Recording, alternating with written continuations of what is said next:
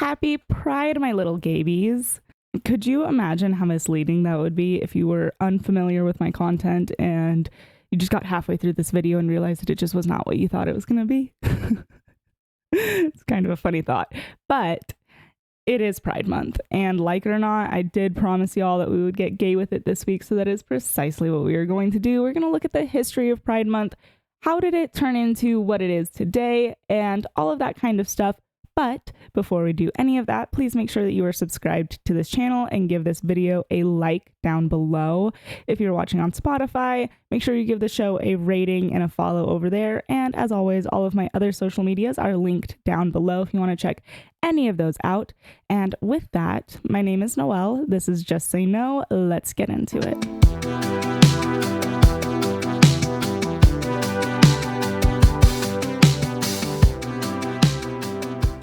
Okay, so before we get to modern day Pride, I think we need to go back to the beginning. Where did this start? How did we get stuck with Pride? Okay, so there have been people advocating for gay, lesbian, trans people since the 20s. Now, back then it didn't look the same as it does now, but there were still sprinklings of this sort of movement even back then. However, that kind of switched and took more of a form of what we know today in 1969 with the Stonewall riots. Back in those days, it wasn't uncommon for police officers to raid commonly known gay bars and just harass the patrons. And this is exactly what happened on June 28th of 1969 at the Stonewall Inn. But this time, the patrons decided to fight back and fight for their rights to just exist, essentially. And this resulted in a massive riot outside, which is where we get the name, the Stonewall riots. And all of this garnered massive media attention, which essentially put the gay rights movement in the same ranks as the racial movements and the gender movements that were also going on around the same time. So the first ever Pride parades that we see happened 1 year later to commemorate these riots. It was a way of honoring the people who finally stood up for them and finally got a movement going for their rights. And it was just a regular old parade. It was simply just a group of people celebrating having done something brave. They didn't deserve to be hurt or harassed because of their sexuality, obviously. And they stood up for themselves. And so these first Pride parades, which happened across the nation, were a way of celebrating the actions that they took. And over the coming decades, this continued, and the Pride parades were typically held in the last weekend of June because it was June 28th when the Stonewall riots had happened. And this all just seems so reasonable to me. This all just seems reasonable. So at what point did they co-opt the whole goddamn month? So that would spring us forward to the year 2000 when President Clinton actually made June Pride Month. It was actually started off as gay and lesbian Pride Month, I believe, but that obviously has spiraled to include every single identity under the sun, not even stopping at pedos who want to be more accepted in society, so they find themselves under the umbrella of LGBTQ using the guise of maps. Over the years, it has gone from just a parade a year to celebrate something that happened in history, which is fine, fair, and reasonable as far as I can see, to not only is it just June, there's Bisexual Health Awareness Month. There is LGBTQ History Month. And between all of these months that seem to happen once a quarter, every other week, it seems like there is a day dedicated. Trans Visibility Day. I said Gay Uncle Day. There's just stupid days, stupid months. I don't find it to be necessary nor productive. And just as a total sidebar, I'm actually not opposed to doing away with Blank Awareness Month or today is this day altogether. All of these new weird days, I think we should just keep it simple, stick to the major holidays that have been around since our country's founding, and not make it complicated and stupid. If it's not a major holiday, I'm done. I'm done with it. I'm over it. All of them. Unless I get the day off from work. I will make that exception for you guys.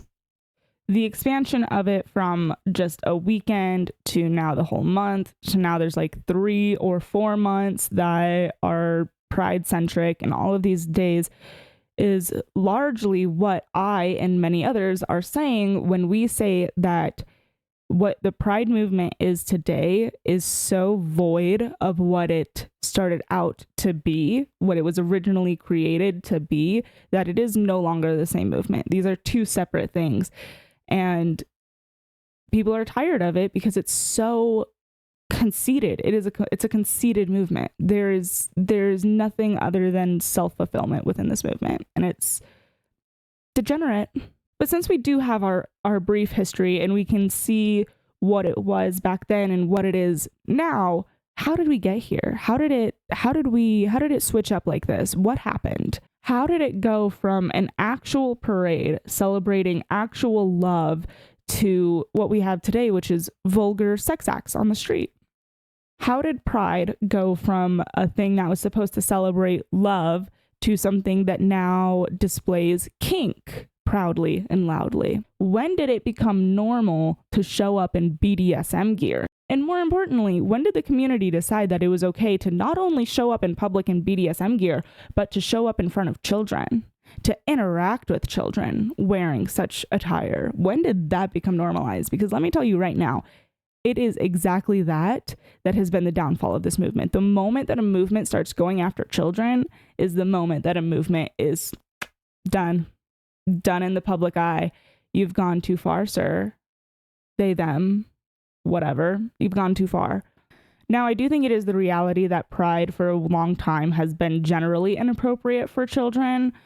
That's not necessarily new, but what is new is the radical push for children to be directly involved. And what I will say is it's okay for Pride to not be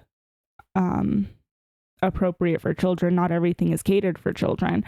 But in that case, don't have it on a public street in which children can see it and interact with it. And further, don't encourage children to interact and be involved with it. I mean, this just feels like common sense. This feels like common sense. I think generally a good rule of thumb would be to, if there's children around, keep your dings and your dongs covered. Again, common sense, but it will probably piss off somebody in the LGBTQ community because we've lost the plot here. So I think this article on them.com could not possibly be more perfectly on the nose, entitled Why Kink, BDSM, and Leather Should Be Allowed at Pride, really emphasizes the point in which I'm making here. So the article is discussing some tweet that went out, and it says, "Please don't bring your kinks and fetishes to Pride. There are minors at Pride, and this can sexualize the event." And apparently this sparked a debate somehow, some way.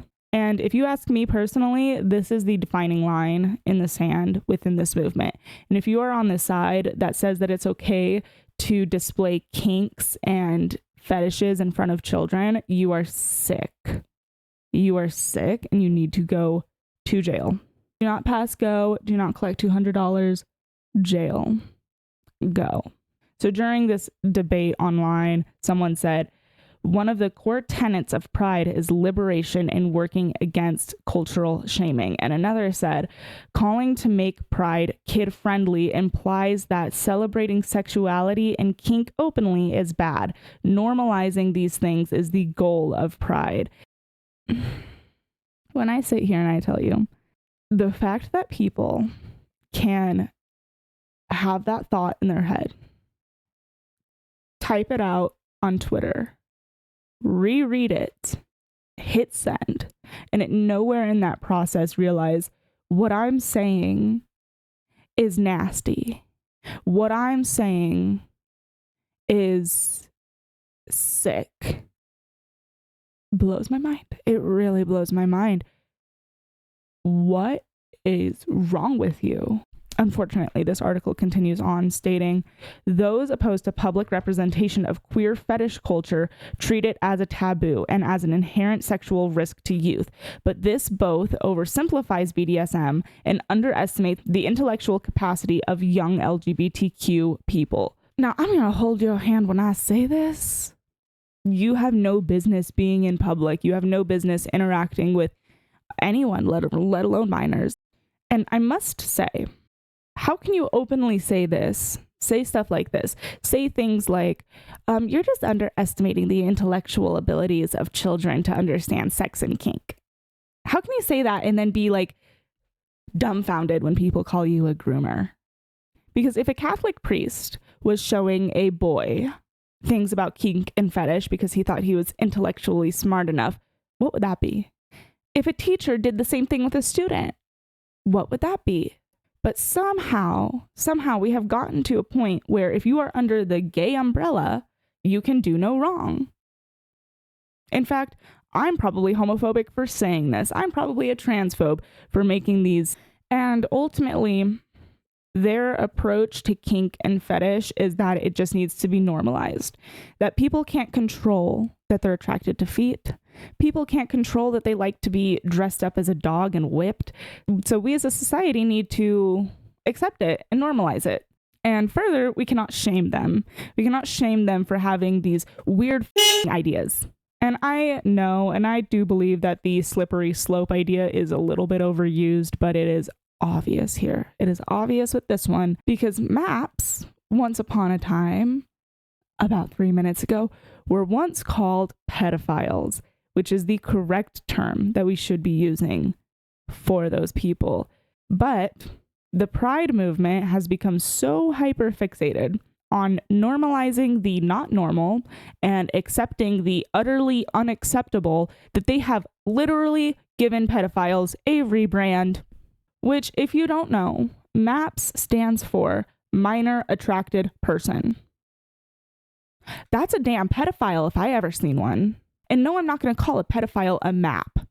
I'm not going to change the language that we use to stigmatize this line of thinking because you think that it needs to be destigmatized. That's beyond me. That is truly beyond anything that I could think of in my wildest dreams. And as I said earlier, people's line in the sand, the hard line in the sand, tends to be their children. Nobody cared about drag queens until they wanted to start having shows for children. Nobody cared what book their child got at their school library until they realized that there was actual porn in the library. And if it's not porn, it's a book teaching them how to use gay sex apps. And if you don't believe me, I recommend checking out Gender Queer or This Book is Gay. They're both really, really fascinating, really nice. And if you want to try and say that those books don't contain porn, you're just lying and being dishonest. But I'll give you benefit of the doubt. At the very minimum, they're not appropriate for elementary school students or middle school students either. You don't graduate middle school. You're 13 when you graduate middle school. That's still too young to be seeing the things that are within these books. The moment the trans movement went too far was the moment that they started pushing gender transitioning for children, which ironically seems to follow the same line of thinking as introducing children to kink, that we are simply underestimating their ability to understand such concepts. We're simply not giving them enough credit to know their own bodies and what they really want at 11 years old. Right.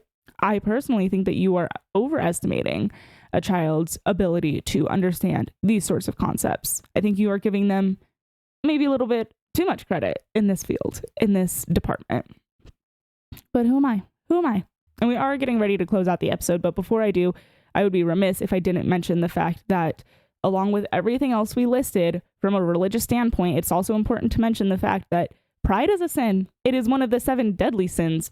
Actually, we are called to be humble and we are called to follow the Lord. And they say pride cometh before the fall for a reason. I believe the actual verse is pride goeth before destruction. And my, oh my, if the pride movement is not following that exact trajectory, just the slow deterioration and crumbling of this movement and the impacts that it's having on society and the West. I'm just saying. I'm just throwing it out there. But okay, you guys, thank you so much for watching this video. I really appreciate you guys hanging out with me today. Like I said, make sure that you are subscribed, give this video a thumbs up, leave a comment down below if you feel like it, and I will talk to you guys all next Monday. Bye.